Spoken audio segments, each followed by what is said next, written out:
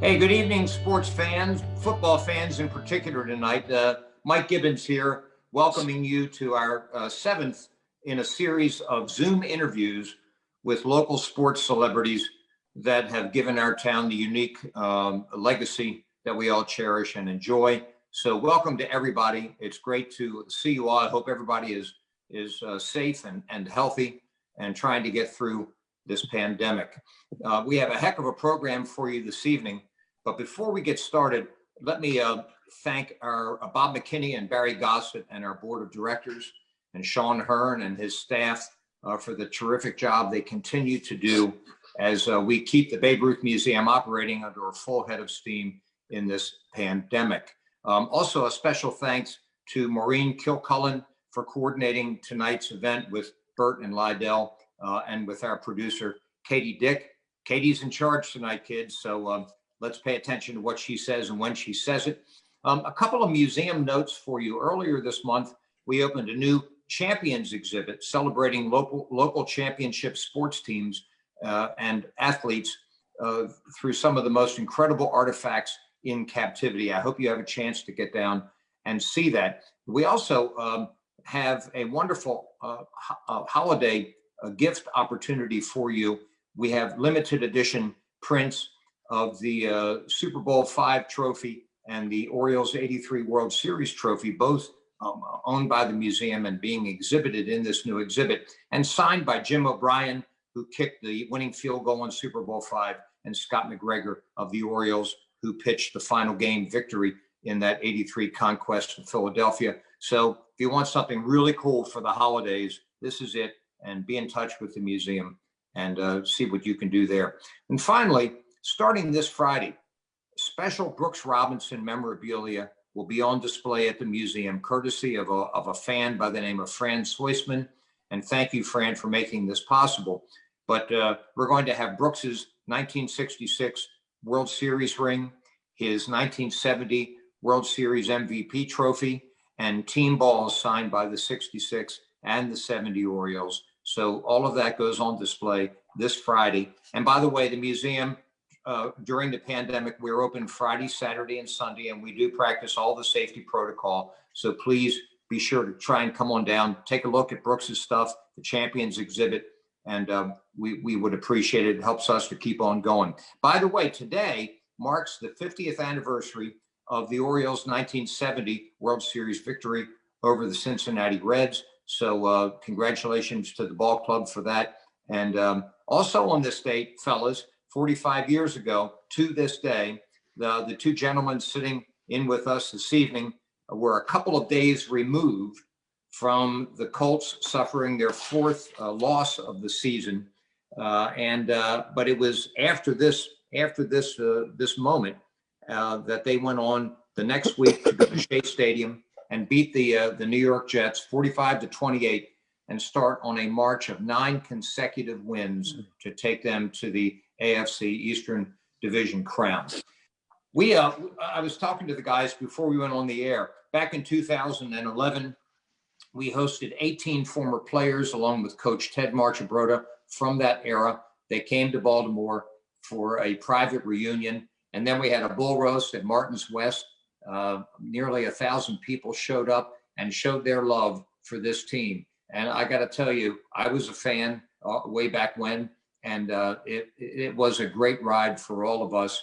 And tonight we're going to find out how two of the leaders of that team, Lydell Mitchell and Bert Jones, how they remember it, how they remember the sack pack and shake and bake and all that good stuff. But you know, Lydell and Bert are two of the guys that sparked the offense that was the best in the NFL over that period of 75 through 77, and one of the most dynamic offensive tandems in the history of Baltimore football for sure.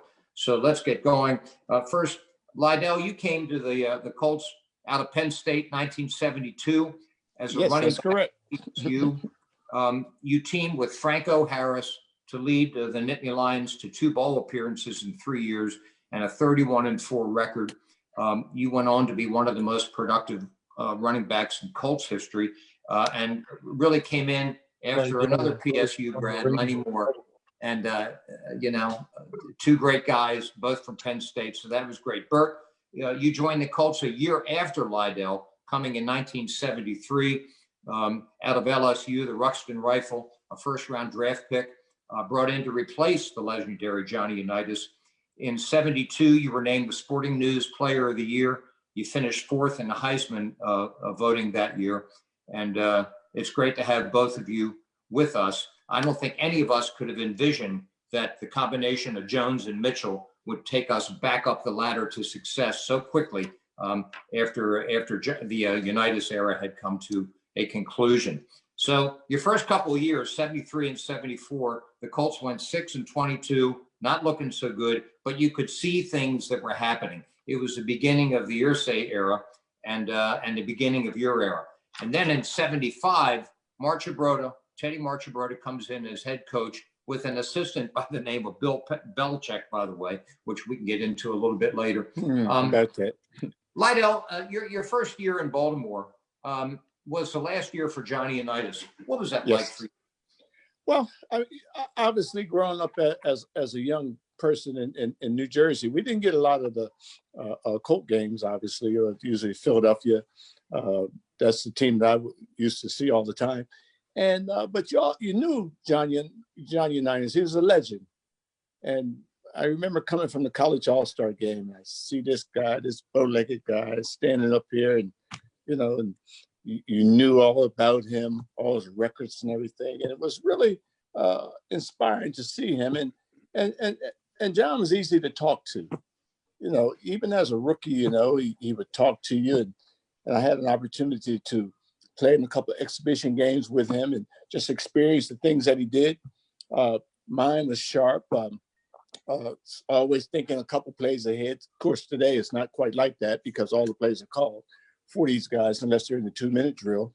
But just a real nice guy. And as I said, very easy to talk to. And of course, we know what he did on the football field. He's just a legend. So the next year, Bert gets drafted by the Colts. And Bert, I guess you knew Lydell had arrived already, but you came in with a class that also featured guys like Joe Ehrman and Mike Barnes. As you were becoming a Baltimore Colt, were you optimistic about the future?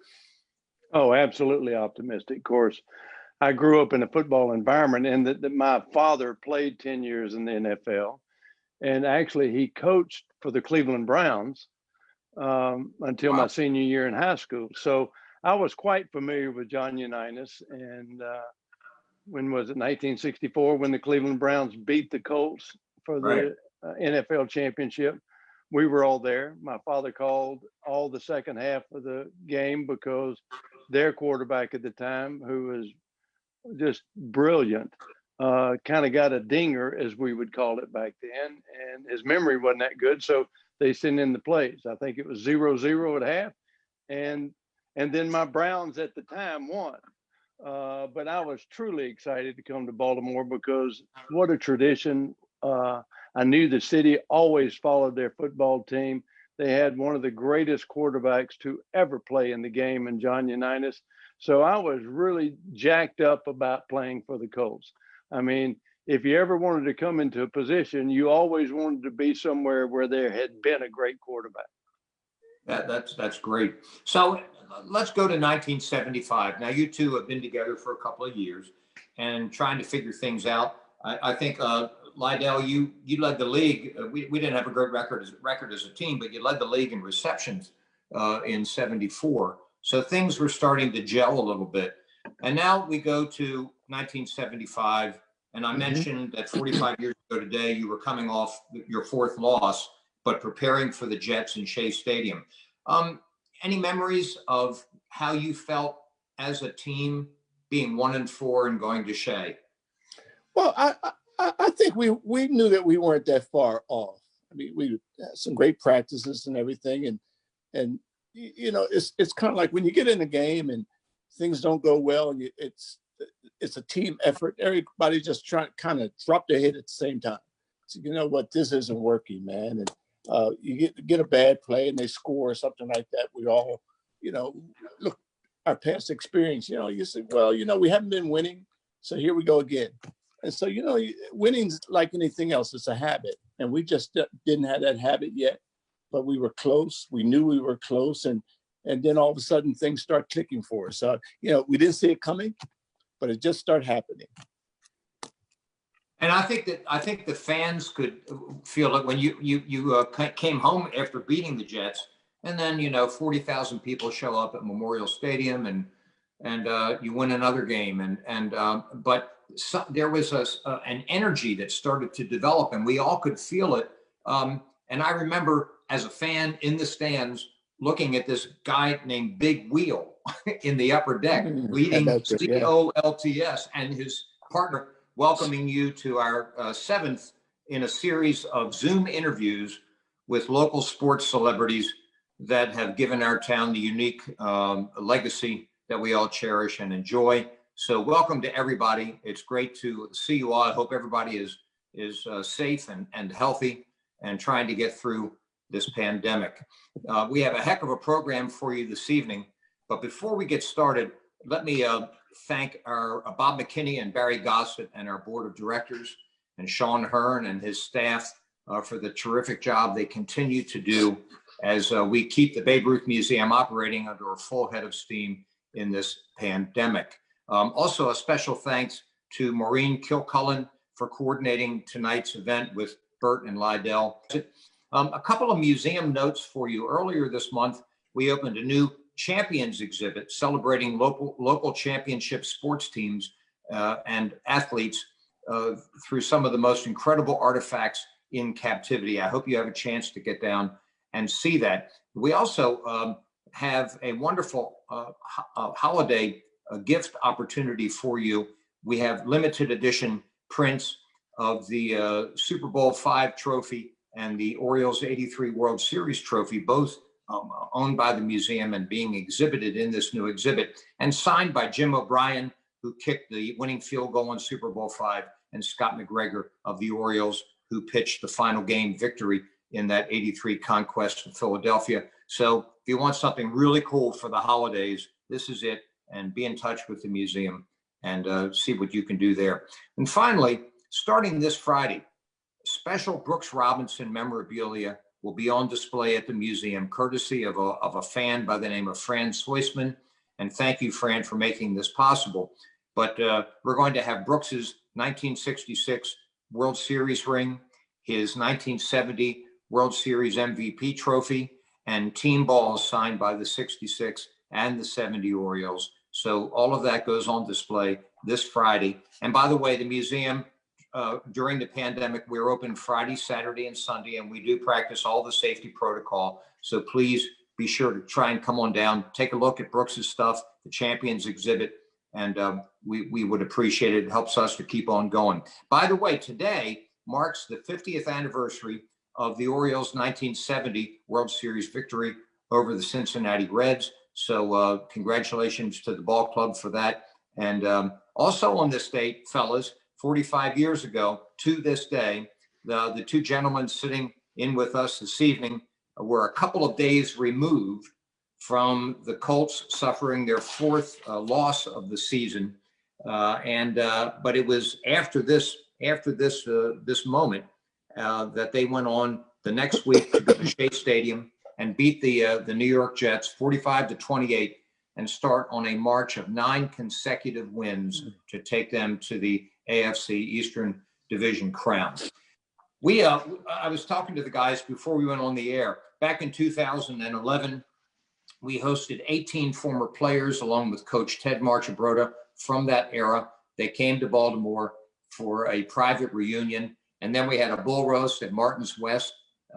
Nearly 1,000 people showed up and showed their love for this team. And I got to tell you, I was a fan way back when, and it was a great ride for all of us. And tonight we're going to find out how two of the leaders of that team, Lydell Mitchell and Bert Jones, how they remember it, how they remember the sack pack and shake and bake and all that good stuff. But Lydell and Bert are two of the guys that sparked the offense that was the best in the NFL over that period of 75 through 77. And one of the most dynamic offensive tandems in the history of Baltimore football for sure. So let's get going. First, Lydell, you came to the Colts out of Penn State, 1972, as a Yes, running that's back. correct. You teamed with Franco Harris to lead the Nittany Lions to 2 bowl appearances in 3 years and a 31-4 record. You went on to be one of the most productive running backs in Colts history, and really came in after another PSU grad, Lenny Moore, and 2 great guys, both from Penn State. So that was great. Bert, you joined the Colts a year after Lydell, coming in 1973 out of LSU, the Ruxton Rifle, a first-round draft pick, brought in to replace the legendary Johnny Unitas. In 72, you were named the Sporting News Player of the Year. You finished 4th in the Heisman voting that year. And it's great to have both of you with us. I don't think any of us could have envisioned that the combination of Jones and Mitchell would take us back up the ladder to success so quickly after the Unitas era had come to a conclusion. So your first couple of years, 73 and 74, the Colts went 6-22, not looking so good, but you could see things that were happening. It was the beginning of the Irsay era and the beginning of your era. And then in 75, Teddy Marchibroda comes in as head coach with an assistant by the name of Bill Belichick, by the way, which we can get into a little bit later. About that. Lydell, your first year in Baltimore was the last year for Johnny Unitas. What was that like for you? Well, obviously, growing up as a young person in New Jersey, we didn't get a lot of the Colt games, obviously, or usually Philadelphia. That's the team that I used to see all the time.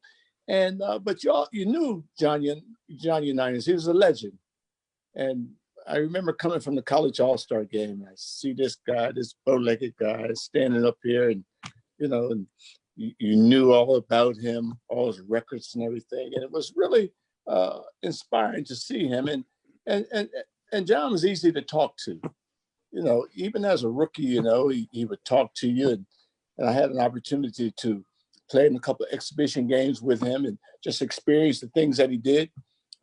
Mine was sharp. Always thinking a couple plays ahead. Of course, today it's not quite like that because all the plays are called for these guys unless they're in the 2-minute drill. But just a real nice guy, and as I said, very easy to talk to. And of course, we know what he did on the football field. He's just a legend. So the next year, Bert gets drafted by the Colts, and Bert, I guess you knew Lydell had arrived already, but you came in with a class that also featured guys like Joe Ehrman and Mike Barnes. As you were becoming a Baltimore Colt, were you optimistic about the future? Oh, absolutely optimistic. Of course, I grew up in a football environment, and that my father played 10 years in the NFL, and actually he coached for the Cleveland Browns until my senior year in high school. So I was quite familiar with John Unitas. And when was it, 1964, when the Cleveland Browns beat the Colts for the NFL championship? We were all there. My father called all the second half of the game because their quarterback at the time, who was just brilliant, kind of got a dinger, as we would call it back then, and his memory wasn't that good, so they sent in the plays. I think it was 0-0 at half, and then my Browns at the time won. But I was truly excited to come to Baltimore because what a tradition. I knew the city always followed their football team. They had one of the greatest quarterbacks to ever play in the game in John Unitas. So I was really jacked up about playing for the Colts. I mean, if you ever wanted to come into a position, you always wanted to be somewhere where there had been a great quarterback. That's great. So let's go to 1975. Now, you two have been together for a couple of years and trying to figure things out. I think, Lydell, you led the league. We didn't have a great record as a team, but you led the league in receptions in 74. So things were starting to gel a little bit. And now we go to 1975. And I mentioned that 45 years ago today, you were coming off your 4th loss, but preparing for the Jets in Shea Stadium. Any memories of how you felt as a team being 1-4 and going to Shea? Well, I think we knew that we weren't that far off. I mean, we had some great practices and everything, and you know, it's kind of like when you get in a game and things don't go well, and it's a team effort. Everybody just trying to kind of drop their head at the same time.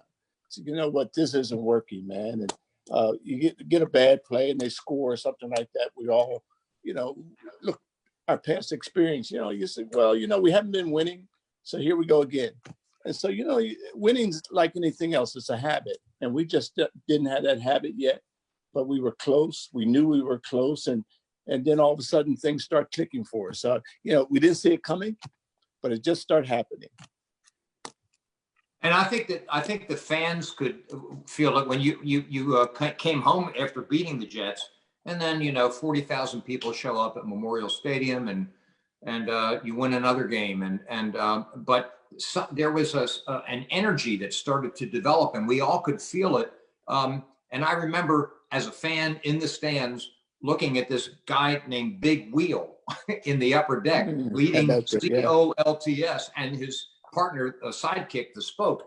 What was it like for you guys on the field as the fans started to get into it for your team? Great, Bert.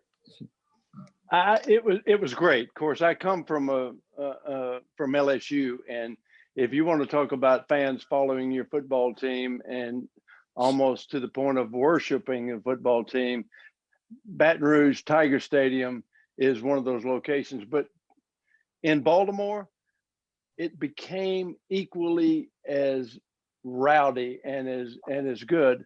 You know, going back to what Lydell was saying, we were not in the habit, but, you know, our first year together, my rookie year, I was at the All-Star game, and we came in, we had a brand new coach, Howard Snellingberger. The next year we had the first NFL strike, which eradicated any preseason workouts, and we just went straight into the season. So we really weren't prepared. Howard was a great coach back then, but he just never had time to prepare. And then Ted Marchibroda came in, and he brought energy. He brought the mindset that, men, we've got some good players. We can win. And, you know, I think we won our first game. Is that right? And then we lost the 4. But each one of those 4 games, we were competitive, and we were in it right until the end. And we felt better. I felt better about our ball club then, and I knew that we were competitive and we could win. And as crazy as it sounds, Ted never counted us out of getting into the playoffs. I mean, we're 1-4, and he's talking about the playoffs. Man, all you have to do is win one at a time. And we say, is this guy crazy? One at a time. And you know what? He was a good crazy, because he knew what he was talking about, and we did just that. Lydell had a fabulous year in '75. Our team came together. We had a core of defensive linemen that ultimately became the sack pack, that matured all together. And were truly a force. We had a good offense. We had Lydell as a great running back, and then we had Don McCauley as another possession receiver. So they couldn't just key on Lydell on third down when we had to get a possession pass. We had weapons everywhere at the time. We had, and I wish Glenn had been on the phone. We had, I don't ever think I have seen a better possession pass receiver than Glenn Dowdy. If he could get head up on a man, he was going to get to the inside, and he was going to catch the ball. Yes, and he was tough as a nut. I'm talking about, he was really good. I was hoping he was going to be on the call, but he's about to be a granddaddy, Lydell. Did you know that? Yeah, I know. Yeah, man. But absolutely. But getting back to the wheel was great. Just add to what Bert is saying, though, is that I thought we can win anywhere on the field anytime because of Bert. I mean, this guy has such a great arm. We knew that we were never out of a football game because at any moment, man, we could hit. Of course, we had Roger Carr out there, and Bert would tell you, first play of the game, Roger being the host, said, "Bert, let's go deep, let's go deep." So he was always ready. So we always had that up our sleeve, man, and knew that some part in the game we're going to get a big play, and it's going to be Roger Carr or Glenn and make a big play, Raymond Chester, And then we had our Freddie Scott. So we had some guys that could do some big things for us. But Bert had such a great arm, it's unbelievable. So let's, that 75 season really started to crescendo with the Miami game. And that was the great fall game and kind of put us on the map. Don Shula's teams had so dominant and such a great organization. And then here come the little brand new Baltimore Colts. And late in the game, we're down, and I'm sitting in the closed end of the upper deck in the end zone, and the fog is there, and we can barely see. And Bert Jones starts to drive that leads to tying the game, and then Linhart kicks the field goal. It was special to us. Talk about that game. Well, I think that's the type of games that really, really let you know you're pretty good. We're going to get up against the Miami Dolphins, who have been great for many years and very disciplined, and yet we're able to play them head up and beat them in the end. So I think that was a game that really let us know that, hey, guys, you made it now. We're special. And so we kind of grew up that game. I really thought that. Yeah, and it was a culmination to a great year. I mean, we had a lot of great victories. I remember that was the year I think I broke all those ribs on the left side. And so it seemed like I was always hurting somewhere, but I guess that was my problem. I played linebacker in high school, linebacker and defensive back, and my mentality was hit somebody, which is kind of crazy as a quarterback. But I'll never forget when we had to make that drive. I think we got it on our own somewhere around the 10-yard line, and we had to move it down. And Raymond Chester did the best move on a 3rd and something other I have ever seen on a strong safety. I mean, boom, he stuck him to the inside, went to the out, and boom. And once that happened, I knew we were on a roll, and we just kept on rolling. And we got down into position to win the game, and Tony did it. So then you get into the playoffs and you go to Pittsburgh. It was 0-0 at half. And then things didn't go too well or it was a tie game at halftime, and it didn't go too well after that. So were you intimidated going up there and playing them, or how'd you feel? I didn't really feel intimidated. A crazy thing, you remember that, Lydell?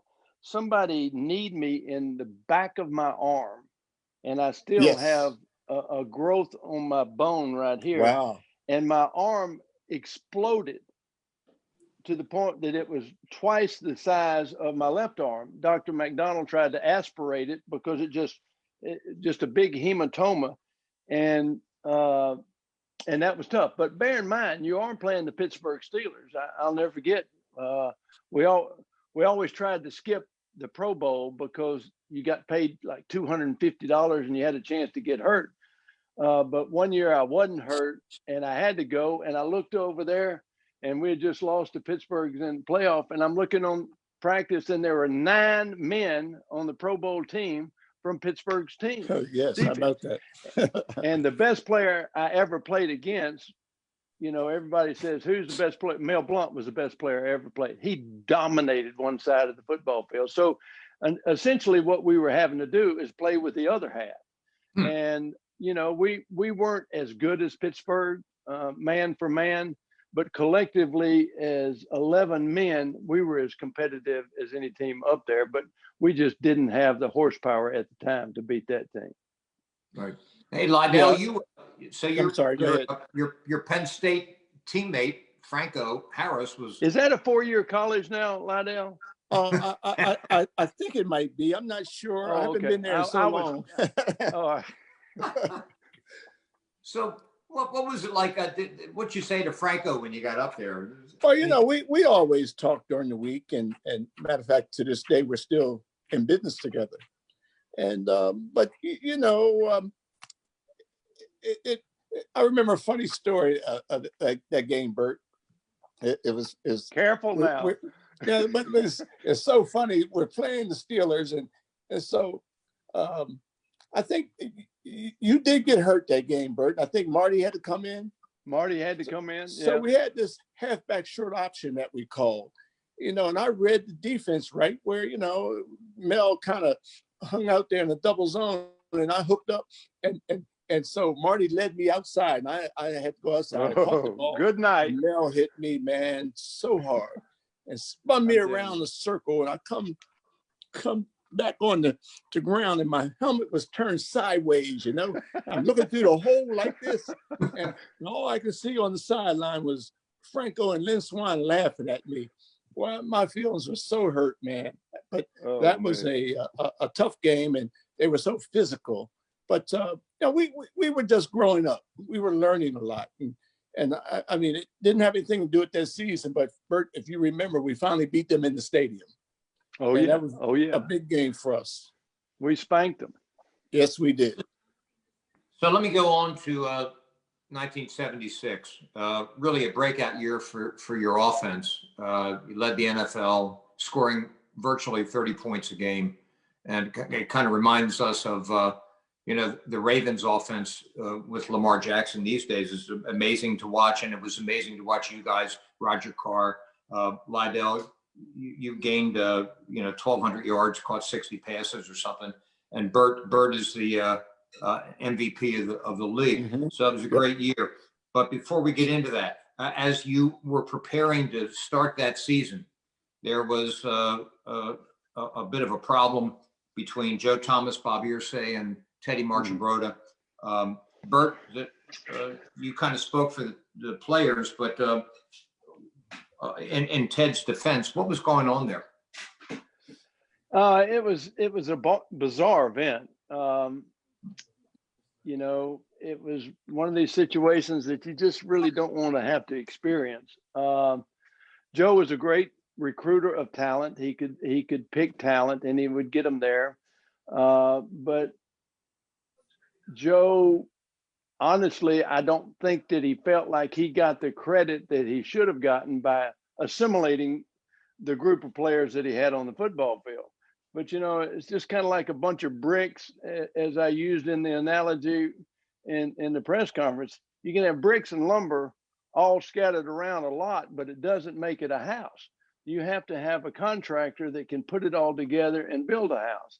And that's what Ted did. Ted was just so skilled at recognizing the talent and the temperament of each of his players, and he put it together. And so to answer your question, Joe felt like he probably wasn't appreciated enough, and he had the ear of the owner at the time because he knew what time of the day to talk to him. And because of that, he essentially forced Ted into resigning. And it was right before the New England game. It was right before opening weekend. I'll never forget it because we all came together as a team and said, we can't let this happen. And so as offbeat as this may sound, I just got on the phone, called Pete Rozelle on the phone. I said, Pete, it's bad down here. We're not going to play if they do what they talk about doing. Talk to Mayor Schaefer. You remember all that? And yes, Pete goes, whoa, wait a minute. We can't do this. And of course, we were prepared to have a wildcat strike because they had fired our very successful, young, energetic coach that had molded all of these raw players together to build a team. And Pete kind of got it together, and I think he called Bob, and I think everything came back together, didn't it, Lydell? Is that kind of the way you remember? That's what I like about it, Bert. We all stuck together. I mean, a man, every single guy stuck together. And that's what made it happen. Absolutely. And we brought it back together. Yes, we did. Back together. And then you went on to have an incredible season. You finished 11-3, first place again. And this time you go into the postseason as a second seed, and you're going to host the Pittsburgh Steelers. So I'd like to talk about what happened in that game, and then talk about what happened as that game was ending with the airplane going boom into Memorial Stadium, which goes at one of the most bizarre moments in NFL history. But talk about the season and talk about that Pittsburgh game. What happened there? Go ahead, Well, Lydell. Obviously, it was a great season for us. We were confident. We knew that we could play with most teams. Defense was solid and very physical. We had these guys up front with Barnes and Ehrman, and of course we sometimes forget about Fred Cook. Wild as he was. So the defense is fantastic, and offensively and John Dutton was pretty good. We hit too. on all cylinders. We really were a great offense, and of course, Bert was our team leader and everything, and we just got things done. We had a lot of confidence in each other. We knew exactly what we could do and what we could not do, and I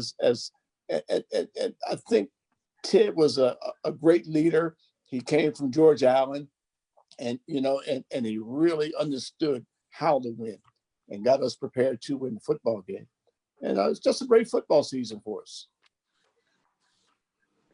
Bert? I agree. We were competitive all along.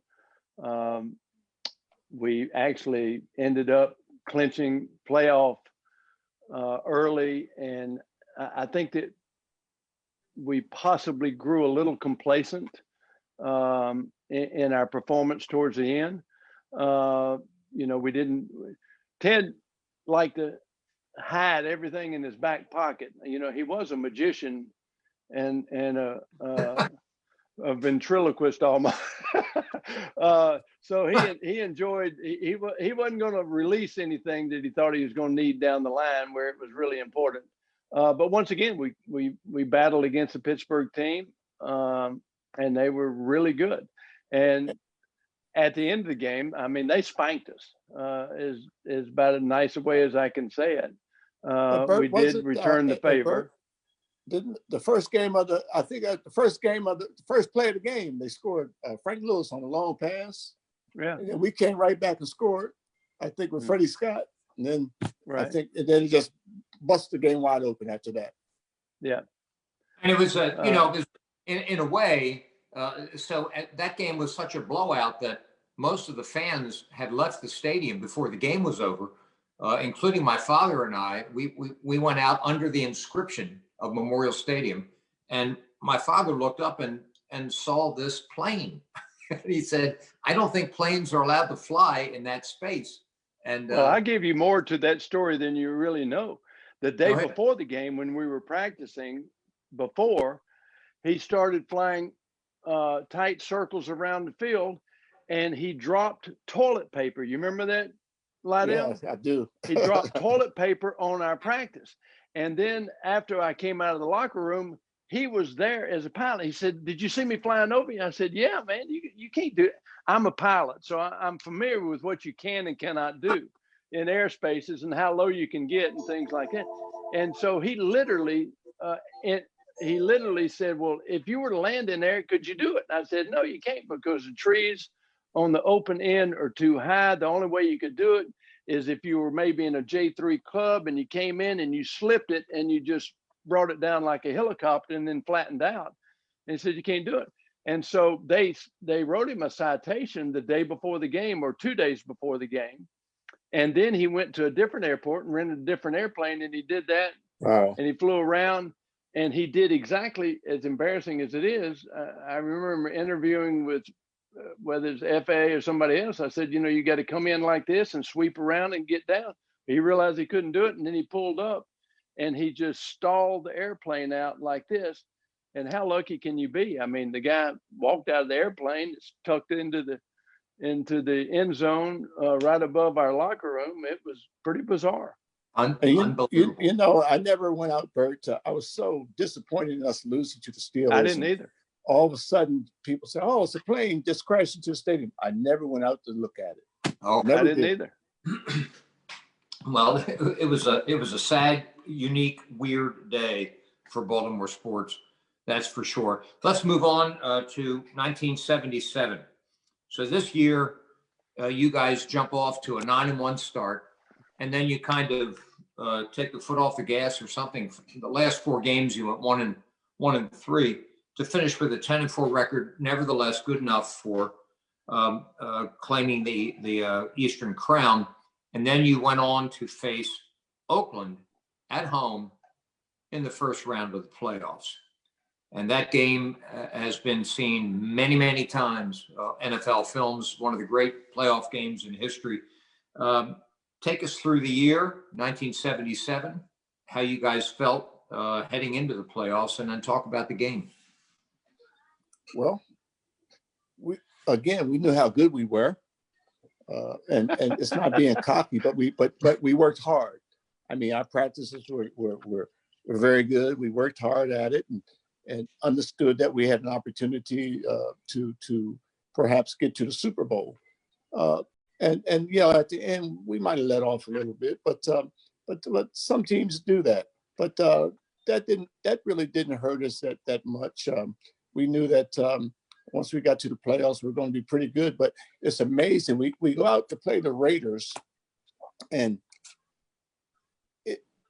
if you recall, Bert, I think it was 60-some degrees that day. We're hoping the Raiders will come into Baltimore and maybe it's 30 degrees or 25 You degrees. might have, not me. well, no. But just for those guys coming from California, said, well, we'll have a little bit of cold weather for them. Ended up being a perfect day. And of course, it was a fantastic game, those 6 quarters. And, it was a tough game to lose, but I think Bert will say the same thing. It was a great game to be part of. It really, really was. Goes to the post. You had him, then then I run into him every once in a while to this day, and we talk about that. Yeah. Well, I can remember one play vividly. I mean, it just and Mike, just for your own information, I have never seen the game on film, and I've never watched it on ESPN because I still have nightmares about that. I mean, there it is. Raymond Chester made a good move. He stuck the guy to the inside, went to the outside, then he stuck him again to the inside, and then he broke out.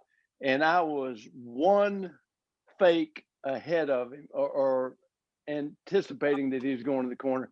And I'm telling you, I missed him by yay far, but I threw it exactly where I thought I was going to throw it, but I missed him. And had we completed that pass, Lydell, had I gotten that ball to him then, I think we would have had a different turnout. So, everybody talks about these things. I still have dreams about that one play, as crazy as that may sound, but it was a great game. We had opportunities to win and we had opportunities to lose. And I did not complete that pass. And I think had I've been able to complete that pass, we wouldn't have been into the longest game in playoff history. Well, we have a lot of similarities. I didn't watch the game either. I've never seen it. Yeah. If Ann and Butts are sugar nuts, we'd all have a Merry Christmas. That's a fact. I can still see it in my dreams, and I'm still not happy about it. But you're not. None of us are. Somebody wrote in this week in anticipation of tonight's show and wanted me to ask you guys, if you had beaten Oakland, what do you think your chances would have been against Denver? And if you had gotten by that, maybe against Dallas? Any hypotheticals on that? Well, just look at the records in the AFC. How many AFC Super Bowl champions were there during the 70s? Oakland twice, Pittsburgh 4 times.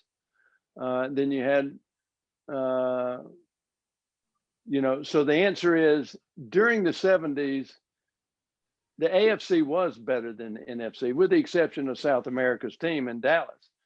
But they were competitive with us. But I think the AFC during that time frame, without a doubt, was the best division.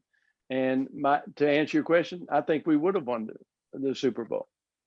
Bert, I thought we would beat Denver, and the reason I thought we'd beat Denver, of course, they had a nickname for their defense, Orange Crush. But offensively, they could not move the ball on our defense. And that's why I thought that we would beat those guys. If we had beat Oakland, the next week we would have beaten Denver. No question in my mind. Once again, if Ann and Butts were sugar and nuts, we'd all have a Merry Christmas. So both of you have been inducted into the College Football Hall of Fame. Congratulations, and Thank glad you. your teammates again, and that's really good. Do you guys follow your alma maters? I do. Oh, sure. Absolutely. Absolutely. And I do. Bert, I know had a big year last year with his, guys winning the national championship, and then with Burrows, winning the Heisman. And I think so far this year, he had a rough outing 2 weeks ago, but he looks like he's going to be a wonderful quarterback. He really does. He is, his motor skills are excellent, but his tenacity and field presence is beyond compare at that stage of the game. I have never seen a quarterback do the things that he did at that level with that precision, poise, and just presence of mind on the football field. I mean, he was just truly a great player in college, and he will develop and already is a good player in the NFL. I think he is, Bert. Absolutely. There's no question about it. And I mean, he is a thinker. He's like what you said about John Unitas. He's always thinking ahead. Smart player, knows where everything is, and on top of that, he's a great guy. And he's fun to be no around. Different than any other player. He needs help. He needs help. Yes, this is true. He's different than I am, Lydell. If you were his teammate, you wouldn't have to worry about me going duck and goose hunting before practice and coming that's another in. Story, Oh. As he tells me, he says, Bert, I'm an inside kind of guy. I don't like the outdoors that much. So Lydell, and you guys found out. Penn State has recovered from the terrible situation with Sandusky and Coach Paterno. And how hurtful was that whole situation to you? And well, it was very hurtful for a lot of us. Right before Joe passed away, I went up to see him. Maybe a week before he passed away. I knew I had to get up to see him. And a lot of the guys who might have had a chance to see him told me he was weak, and maybe go in and see him for 10 minutes and leave. And I sat down with this man. He would not let me leave. We spoke for an hour and a half, man. Oh. And finally I said, Coach, I got to leave. But, the sad part with that situation was he said, Lydell, they fired me, and they never allowed me to come in and sit down and talk with them. They fired me over the telephone. He says, I told them everything I knew, and it was really sad. And but once again, so much pressure's on, and the governor got involved in it, and other folks got involved in it. And before you know it, Joe got fired. But what a great guy. It tarnished the program somewhat. But the thing I will say about Penn State, the players were resolved to go out and play well. And even with that, we never had a losing season through all that. The guys came back and they played well. But what happened was a tragedy. I wouldn't wish that on anybody, but Joe Paterno was a great, great guy. Not only a great coach, but just a great mentor and everything. Really was. Hey, listen, before we open the mic to our listeners tonight, Lydell, I did get one question called in this week, and the questioner wants to know who put the dead goose in your helmet. That crazy man right there. Right here. Right, this one. He's on camera with us. Well, see, they knew. We had a lot of fun. We had a lot of fun. I came in late. I was, I would meet with Ted on our day off, and the meeting started at dark 1 hour, because that's how long it took me to get from the Eastern Shore of Maryland to the stadium. And when you went into daylight savings time, it moved it up or back, but it was always dark 1 hour. It wasn't a time, it was dark 1 hour, because I'd stay in the woods until dark, and then I'd come on up. But we had great camaraderie. We had a very diverse group. And one thing that we really haven't talked about that we should is we had a fabulous offensive line. And you know, we had Ken Mendenhall, who he and I never mishandled a snap in the 9 years that we played together. We had 3 guards, Elmer Collett, Robert Pratt, and Kenny Huff, and they did well. We had George Coons anchoring the right side. It was fun running behind the double team of George Coons and Raymond Chester, wasn't it, Lydell? Absolutely. It was unbelievable. I mean, these guys moved mountains, and they weren't the biggest players, and they weren't the strong. Well, they might have been the strongest, and so they did good things. David Taylor did a good job on the left side. Wade Griffin came in and filled the slot well. You know, there were a lot of good offensive linemen, and I think this is true about most teams.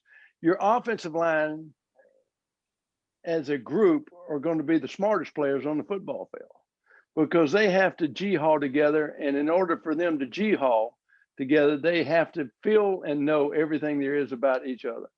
And so just, you know, George, I think he needs to repent now, but he about 10 years ago, he went and he became a lawyer. Elmer Collett, he would always work the New York Times crossword puzzle at breakfast. He was quirky. Ken Mendenhall came from Oklahoma, and he was always reading a book. Robert Pratt was a stockbroker. David Taylor, he ended up making so much money, he quit football and selling products. So they were all good, smart, and they were truly a cohesive bunch. And they're still crazy as Looney Tunes. So we got a ton of viewer questions this time. I'm just going to read a couple before we open it up to our viewers on Zoom. All right, and this one is for both of you, from Jeff Flannery. Do you feel the league is overprotective of QBs and receivers compared to your days in the league? Well, go ahead, Bert. Well, I'll take it. Go. The answer is no. I think the rule changes are great. Nobody needs to get hurt playing football.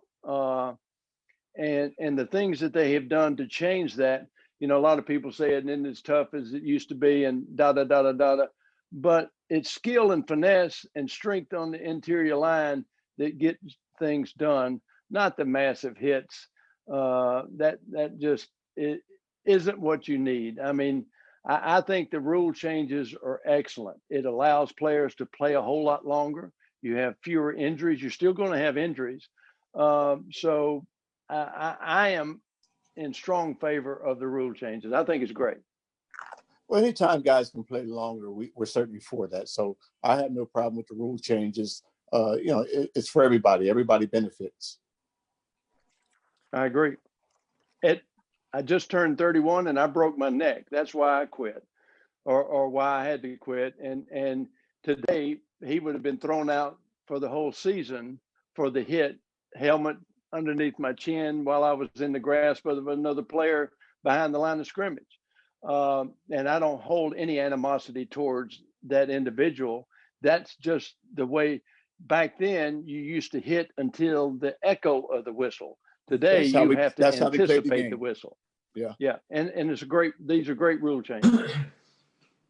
All right, Lydell, this next one is for you. What did you do specifically to develop your God-given talents? Any special running and or catching drills? I did absolutely nothing. Bert could tell you this here. Even Stan White and I talk about this. I never worked out before the season started, ever. And Bert and I used to argue all the time in preseason. You know, oh, man, you're not running, you're not doing this, you're not doing that. But it seems like I was always stronger towards the end of the year because I hadn't worked out. I kind of worked myself into shape. I never lift weights, and I used to go into the weight room, and as soon as the coach left, I went right behind him. So I did a lot of things that you weren't supposed to do, but you know, it's just I only caught like I think 8 passes at Penn State, so we didn't throw the ball that much. But I can catch. I can tell you, you knew how to catch the ball, you know how to get open, and you were the best damn receiver out of the I had backfield somebody between that you could and get it Don to me, McCauley. and There wasn't any better combination. well, I appreciate that, Bert. And you know what? I knew I had somebody that could get it to me, man. So and my philosophy was very simple, Bert. You know, catch the ball, because back in our day, if you didn't catch the ball, you're going to get hit. So I said, man, if you're going to get hit, take this punishment. You might as well catch the ball. So that's how I looked at it.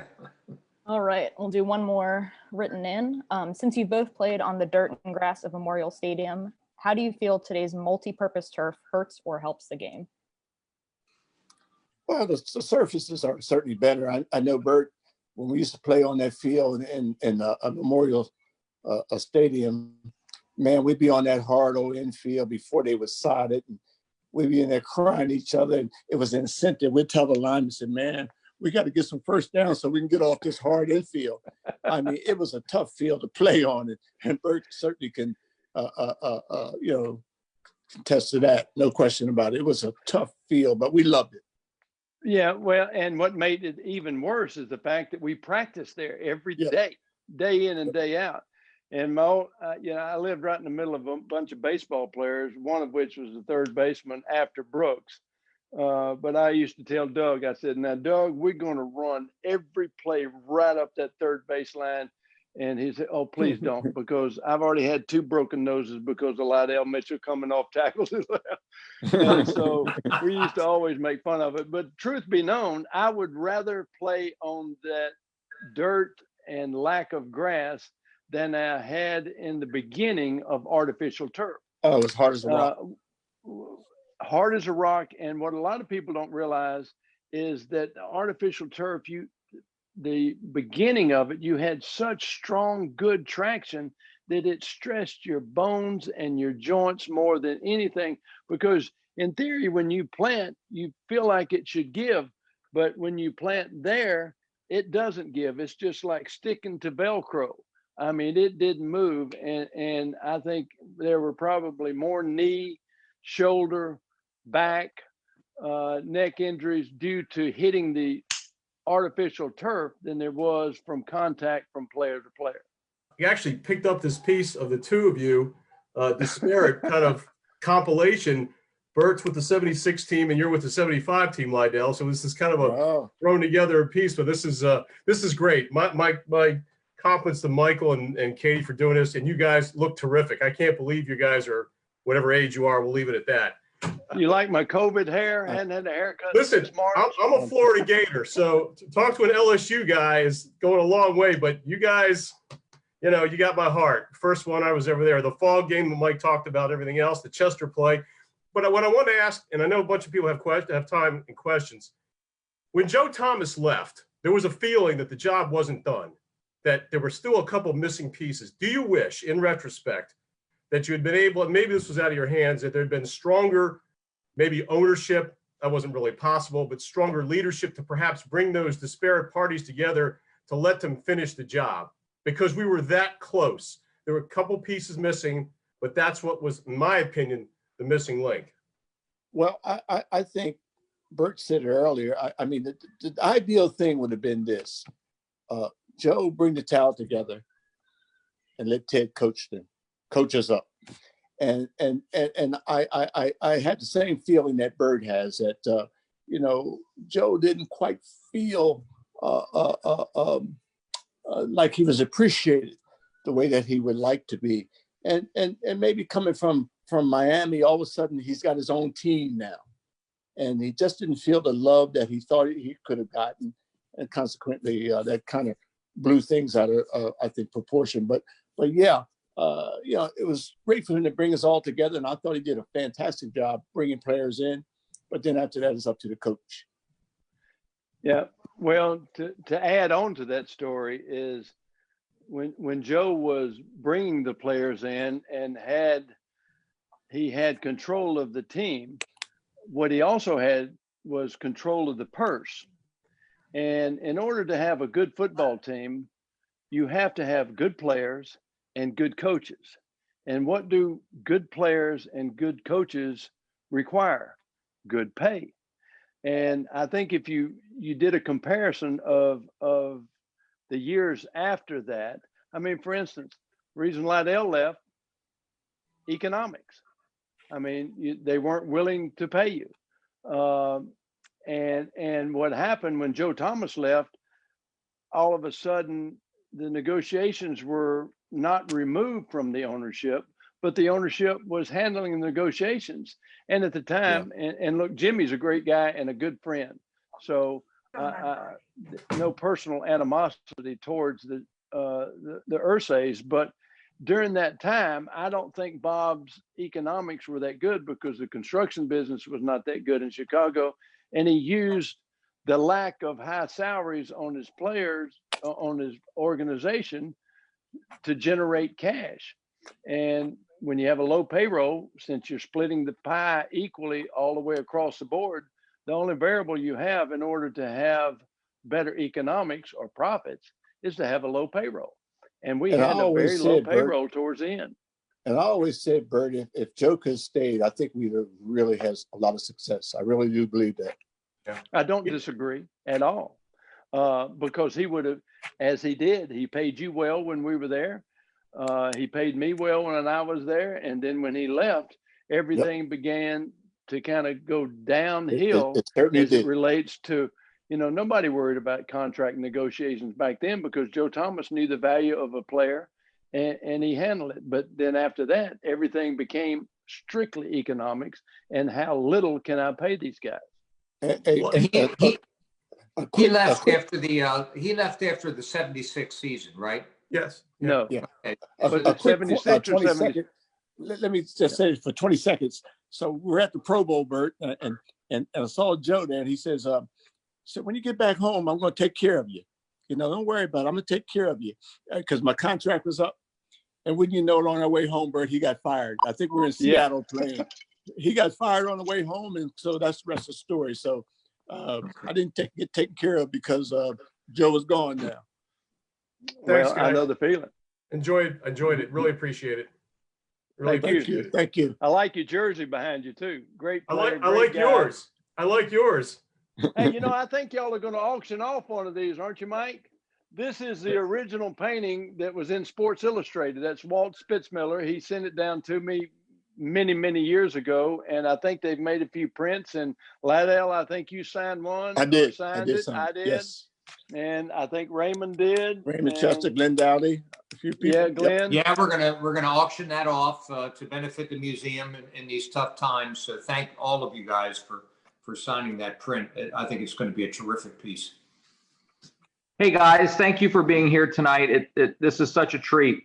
My question to you is, Artie Donovan used to talk about how special it was to play at Memorial Stadium. And from fans that I've heard from, it was an experience like no other. What was your experience playing at Memorial Stadium? Well, in the beginning, we didn't see that because we were losers. And when we start winning, we knew what it meant. Baltimore to me it's like Green Bay and Pittsburgh. It's a big city, but yet it had the mentality of a small town. And when you were winning, man, those fans embraced you. I mean, you felt like part of their family, and I really, really enjoyed that. But in the beginning, as I said, we didn't sense that, but when we started winning, man, it was absolutely wonderful. Really was. And I would concur with Lydell, although I always felt the energy from the city.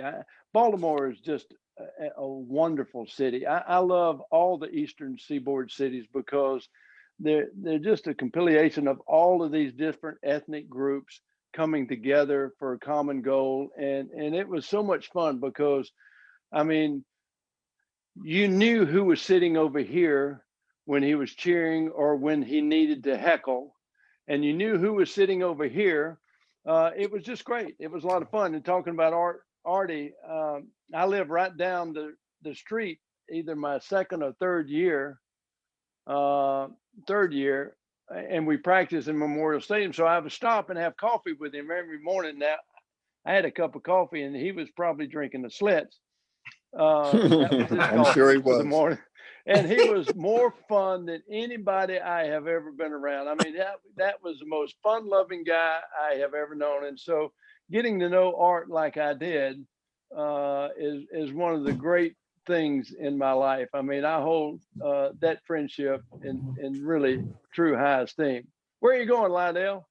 I just want to let people know I'm Zooming. Hey guys, I'm on the phone Zooming. I'm back. I was You're letting back. those ladies know that I didn't need all that noise. Well, thank you guys. Thank you for everything you've done for Baltimore. Yes. Hey, thank you guys for doing this for us tonight. And I was lucky enough to be at that reunion some years back in Martins West. What a celebration of a special team. I had two things. The picture behind you, Bert. You guys had a tradition of holding hands when you were in the huddle. So my first question is, where did that come about? And second, if you could give us some recollections of you coming back from being injured on that rainy Monday night against the Redskins at Memorial Stadium. Well, Lydell was there in the beginning. It really started with Ray May, who was there with me one year, and you know, it was just a collective move by the players to say, hey, gang, you know, individually, we can't do anything, but collectively, we can be competitive. And so that was a way to get it all together. And so that was a lot of fun. Now, I remember that game coming back because, you know, I was always a half bubble off. What I should have done, and Lydell told me, I think back then, he said, Bert, you just got to stop, get well, and then come back next year. But, you know, I figured they paid me to play and how do I say this? Nuke me up and send me in one more time, coach. Hey, Bert, it's not like today, so right? It was a great, huh? Yeah, we probably don't need to talk about our pregame warm-ups back during those times. Oh gosh, Great Or victory. put an X where it hurts the most. Catch with you I never played catch with you before a game, ever. You threw the ball so hard, man, just dislocated fingers and everything. I said, not me, man. Well, I mean, really, guys, I had to burn some energy off, Lydell. Yes, you did. And I had young kids. You remember Billy Burgess? Oh, absolutely. Billy would warm me up, and then for a number of years, Brillo or Jeff Marks would warm me up, and so I'd go out and I'd say, "All right, who's going to warm me up?" And it was Billy a couple of years, and then Jeff Marks for the last 5 or 6 years, and they would come in and I would run routes. They'd throw to me, I'd throw to them, because I would go out about 30 or 40 minutes before the team went and warmed up. That was my MO. That's what I was going to do. I just know that before the game, you dislocated Glenn Dowley's finger and Raymond Chester's finger. Throwing the ball. That's how hard he threw the ball, guys. I mean, it was so talented and had touch on the ball, everything. As I mentioned earlier, I couldn't have played with a better quarterback. I knew always during the game that we had an opportunity to win. I don't care if we're on the 2-yard line, just like you see guys like Mahomes today. You know, you say, we always got a chance to win this game because we got Bert back there. So, you know, it was just great playing with him. Well, I appreciate that, Lydell. It was an awful lot of fun. Collectively, we were 11 men working together, and we got the job done. No question about it. Well, all I can say is I am a longtime Ravens fan. I mean, I'm a longtime Ravens fan, and I grew up being born as a Baltimore Colts fan. And you guys are part of my DNA. My wife said, "Don't give a speech." But it worked well, didn't it? Yeah, but you can see over my shoulder, there's Brooks, Johnny. The red one is all 4 of our championship teams, which are the Clippers, the Ravens. I mean, all right, shut up. So I actually do have 2 questions. The first question, the second question is, Lamar, we need to hear how you guys see him, because I think he is part of the future and the culture and just a real enthusiasm in our community. But I felt as a Ravens fan, I see something happening today with two tight ends and a passing game. But as a Colts fan, I thought we had the same thing with our running backs. You know, we had McCauley and Lydell, and we had a game that was different, but it's really not that different today. Am I off base? Well, I think this is just the era of the quarterbacks who are mobile, and you certainly see in Lamar, he's more mobile than anybody, and he puts a lot of pressure on the defense, and there's no question about it. And he's throwing the ball much better. So yeah, I think times have changed, and I like what I'm seeing. I think that's where the game is going. It just keeps evolving, and and the thing about it is that when we played Bert, we had some guys who ran a little bit. We used to say to Bert in some big games, "Hey man, I think you might have to run a little bit today." Obviously, he could run because you're playing a game against New England or whoever it might be, and so we have to pick up a couple crucial touchdowns. Well, this guy Lamar he is a phenom. I'm telling you, this phenomenal. He's unbelievable. It really is. It is truly unbelievable. But if anybody can get word to him, he is so good as a quarterback. He needs to limit his risk and stop exposing himself as much as he can, because they're big and fast and strong up there now, and I don't want to see him take a hit that is unnecessary. And this guy is a talent to watch. I mean, he's special. But when you guys had, and particularly, I remember our offense, we had running backs who were amazing receivers, and you don't see that anymore. We kept this a secret a long time. Lydell was a fabulous running back. Donnie Mack was a good running back, fabulous too. But neither one of them were 4.25 speed.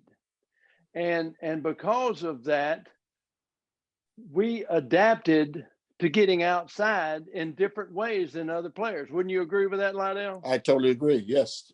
We weren't going to outrun anybody. We were just going to we could, but we were going to get in better position. Nobody could get through a hole and worm his way, because he got nicknamed the Worm, because how did he get through there? Nobody ever knows. But the key was, if we were going to get to the outside, we were going to get it with a short pass to get him in position to worm his way down the field. And we had great success with that. And that was, I can attribute that to Ted Marchibroda. He says, look, we don't have the greatest speed. We've got good speed, but let's get them into position before they get the ball. And that's what we did a lot with Lydell. I mean, you give him the ball one-on-one, the odds are he was going to be at the second defender before the first one ever picked up his jock. So my wife is ripping my arm off, saying, keep your mouth shut. But what I heard from you guys was Ted Marchibroda was the most underrated coach in history. Well, I heard her slap you then. That's against the law. The answer is, I don't know that he was underrated.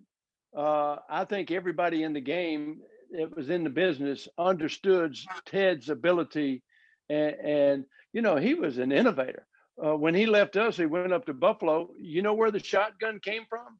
Jim Kelly, who was offensive coordinator. Ted Marchibroda. Yep. So he changed the game at each juncture where he was.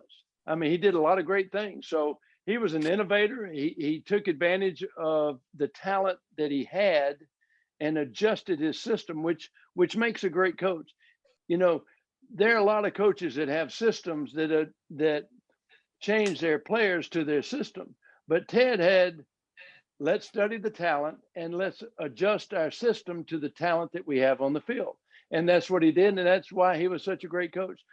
Was he underrated? No, I thought he was as good as there was back then. And I think every other coach and of his peer group felt the same about Ted. Okay. I concur. Well, listen, I want to thank everybody. Bert, Lydell, thank you. It's been an incredible evening. and great insight to a great period in our sports history. Now he's got his sign up there, folks. So we got to get Look, ready. the most important thing that we can do this year is make sure that every person gets out and votes. I know who I'm for, but the most important thing is one person, one vote. Let's make sure that we get out and we vote. Amen, brother. Amen. I like that, Bert. And amen. It's always great seeing everybody. I'm certainly still around the city, connected to it. And, the one thing that I really miss is that, and Bert certainly understands this here, every year these teams come together and they have reunions.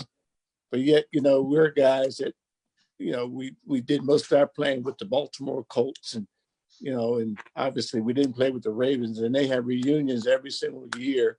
If it's the Oakland Raiders, if it's this team, Pittsburgh Steelers, whoever it might be, all the guys have a chance to get together. That's one thing that I really, really miss that we don't have an opportunity to do. So it's great seeing Bert. I don't get to see him that often, and I guess I have to get with Maureen and we have to hook up. That sounds like a great idea. And let's bring our country back together. No question. Speaking of, let me do one last question from Maureen here. Yeah, apparently I have an alias. Who is that? Hello, how are you? I'm great, Lydell. Hi, I had a Maureen. wonderful conversation with Jeanette last night. I heard you did. I apparently blurted a few secrets, so I apologize.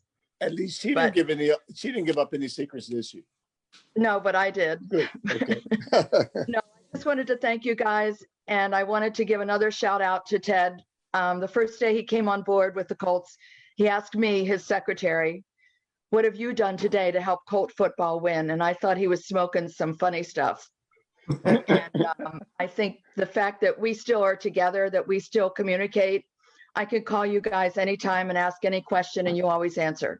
You always post. So we will get together. Bob Van Dyne called me today. We want to do like a Zoom call with a reunion. I'd love to. We'll do something Absolutely. as soon as this pandemic is over. We'll do something here in Love to. Baltimore because I Great. share your feelings about that. And Maureen, you helped us in 2011 bring this group together. And if we ever get through this pandemic, we would love to do it again, because I will tell you that the fans care, as we see tonight. Absolutely. Absolutely. The Ted Marchibroda Colts, very important to the history of this city. So, And we've lost a couple of guys. Bert and I were talking about it earlier today. Herb Orvis, Mike Curtis, both to CTE related issues. Jackie Wallace has had he was living under the JFX for a while. I talked to Jackie. Jackie's doing fine right now. Good. Great. Does he have a cell phone? He does, but I'm not going to give it to you now. I have it, but Yeah. I thought he didn't have it where he's living now. Well, when you guys Yes. get a chance, Maureen, please share that with me. I'd love to talk to him. I will. I'll do that right now. Yeah, he's doing well. He's in New Orleans, and right now he's doing fine. He's on a good path. Good. Great to hear, man. Awesome. Well, I appreciate what you've done for him. We're just teammates for life. Isn't that right, Lydell? That's Absolutely. thanks to Ted. That's why I miss everybody, man. I wish we can get together more often. We will Absolutely. for sure. And if I could add one last thing, Joe Thomas, I shared an office with him in '74 after Howard was fired. He's crazy. He may be a good talent guy, but he is crazy as a loon. Just be careful. We're all different. You ready? He's We're very all different. We all have our assets, and I have a lot of liabilities. But we need to, as All my right. mother said, if you don't have anything good to say, don't say anything. My There you grandmother said that. Well said. All right. Love you guys. Hey guys, love Thank you you. too, Maureen. Great. And Bert, I'll catch up with you through Maureen. You bet. Okay. Okay, now. Take care now. hey, thanks to all who have tuned in tonight, our Zoom customers and a lot of Facebook people. Thanks, Lydell, Bert. You've been great stories, and we'll catch up real soon. And let's all get And through this. everybody go vote.